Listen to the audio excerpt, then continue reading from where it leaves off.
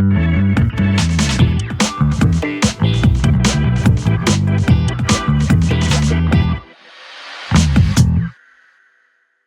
name's Paul Harvey and I've been associated with Hepatitis New South Wales since the mid-90s. Way back then, I was diagnosed with hepatitis C. I was a welfare student. I got involved with the organisation in its formative stages, and it's been a real life-changing event for me. Working with Hepatitis New South Wales, experiencing hepatitis C myself firsthand, and over the decades, achieving what we could to try and improve the lives of people living with hepatitis C. Before the DAAs became available in 2016, for 2 decades, hepatitis C was a very different ballgame for people affected. People experienced ongoing liver complications. There was an increasing number of people presenting at liver clinics with cirrhosis and with liver cancer.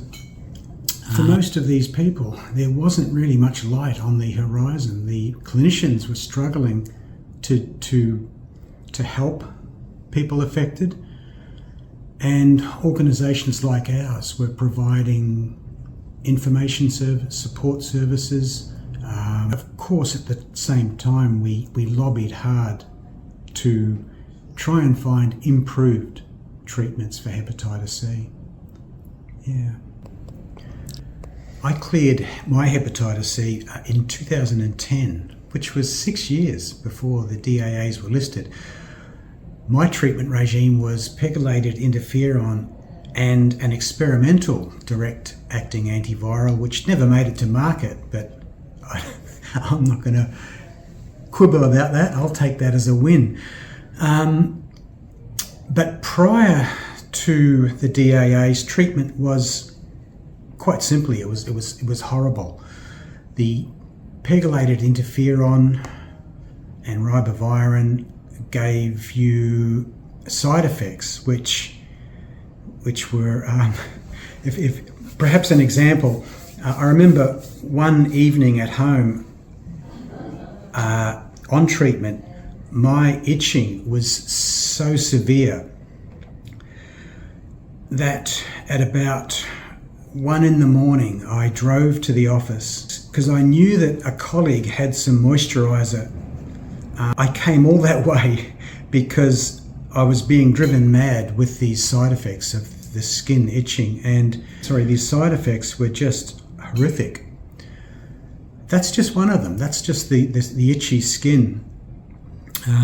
Also, just prior to 2016, we would attend conferences and speak to clinicians and researchers, and with other community groups, we would all talk about when are we going to find this magic pill that's going to just get rid of people's hep C in just one single pill.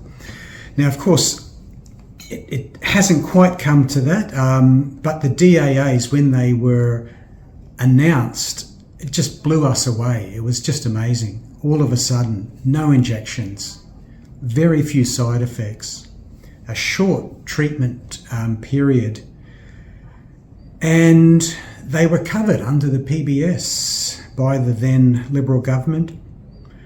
And Susan Ley even lobbied for and got approval for prisons to be included. So it was just a game changer. We were just ecstatic. And straight away, we knew we had to shift gears and change a lot of our programs, focus on how we could get the news out to people, how we could convince people the new drugs were here and it was time to step forward and make use of them. I'm imagining a time when there is just one person left in Australia who has hepatitis C. And that person through a